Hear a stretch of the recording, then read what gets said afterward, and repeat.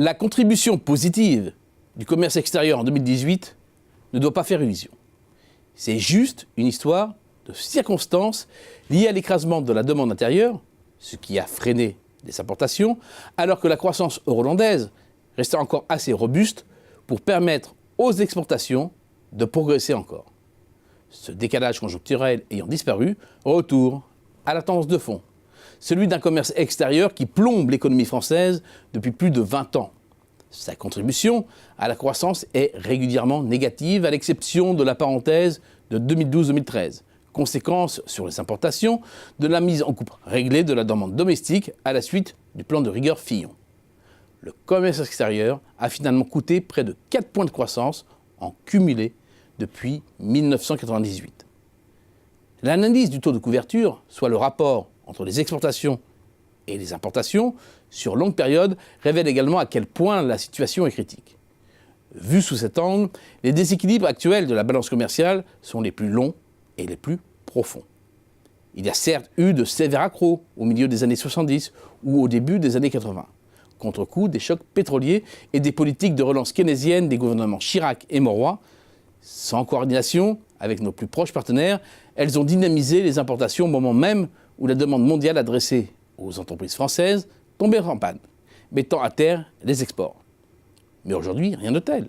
La flambée des matières premières avant la grande récession, puis en 2010-2011, a en fait amplifié un mouvement déjà enclenché. Le véritable tournant se situe avant le milieu des années 2000. Les performances extérieures françaises décrochent brutalement entre 2003 et 2010, pour trébucher de nouveau après une période d'accalmie. Et la comparaison avec les autres pays de la zone euro traduit l'acuité du problème français. La France régresse plus que les autres sur les marchés d'exportation. Même tendance sur le marché intérieur. Le taux de pénétration des importations, qui décolle peu avant le milieu des années 2000, n'a cessé de grimper depuis. C'est le signe d'une hausse des intrants importés, commun à toutes les économies, mais aussi de l'abandon de segments entiers de production. Cette double cassure interne et externe est la conséquence de 3 faiblesses majeures et d'un décalage. Les faiblesses. 1. Une compétitivité dégradée. 2. Un mauvais positionnement géographique et des produits. 3. Un appareil exportateur atrophié. Quant au décalage, il est démographique et crée un décalage de demande intérieure. Côté compétitivité, le coût du travail en France est passé dans l'industrie et les services marchands de 24,4 € de l'heure, salaire brut et charges employeurs comprises, en 2000, à 37,2 fin 2018, hissant la France au rang de pays les plus chers des grandes économies européennes. C'est plus qu'en Allemagne, dont la compétitivité hors prix des produits est pourtant jugée très supérieure et bien plus élevée qu'en Italie, dont la qualité de la production est jugée très proche des standards français.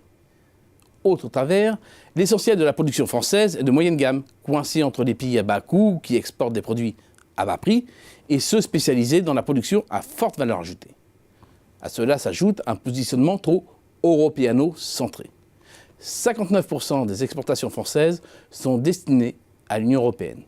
À l'opposé, les BRIC, pris comme étalon des pays émergents, et les États-Unis, de loin le pays avancé le plus dynamique, captent seulement 14,5% des exports français.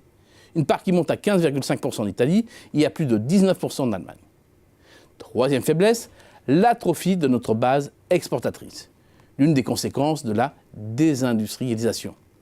Le socle est réduit par rapport à nos voisins.